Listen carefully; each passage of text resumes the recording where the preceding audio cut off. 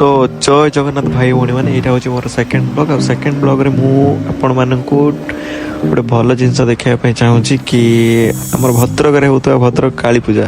आपण जानते तो पूरा ऑल ओडिशा रे भद्रक काली पूजा पूरा फेमस कारण एठी बहुत सारा लोक हुंती आ बहुत लोक भद्रक काली पूजा बुलिया आसती कारण एठी आमर डेकोरेशन आ सब किछि सबुठु बेस्ट हुए सब डिस्ट्रिक्ट ठारू तो आपण चलतु देखिए।